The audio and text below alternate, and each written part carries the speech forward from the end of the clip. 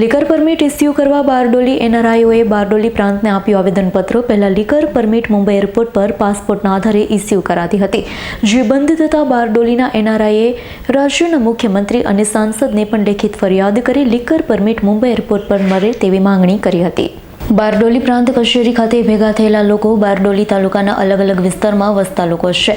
NRI છે. ગુજરાતમાંથી મોટી સંખ્યામાં દર વર્ષે સુરત, વલસાડ, નવસારી, સંઘ પ્રદેશ, ભરૂચ જિલ્લામાંથી હજારોની સંખ્યામાં NRI America, England, Australia, south Africa, Kenya સહિતના દેશમાં વસવાટ કરે છે.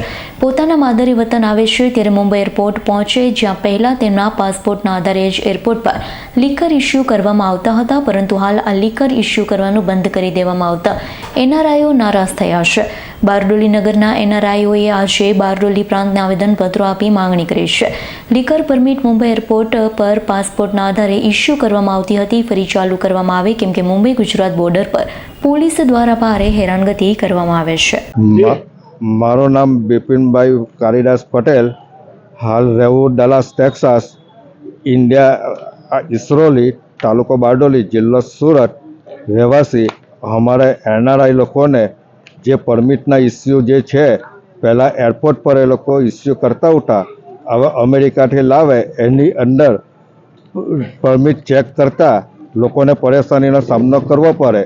જો સરકાર લાખો એનઆરઆઈ અહીંયા આગળ આવતા છે ને જતા છે, તેને જો એક લીકર પરમિટના કારણે જો પરેશાની ભોગવવી પડતી હોય તો સરકારે એ બાબતમાં કંઈક વિચાર કરીને એરપોર્ટ પર ફેસિલિટી સુવિધા ઉપલબ્ધ કરે એવી અમે આશા રાખતા છે. અત્યારે ક્યાં આવ્યા છો અને શું તમે આવેદનપત્ર કઈ રીતનું આપ્યું?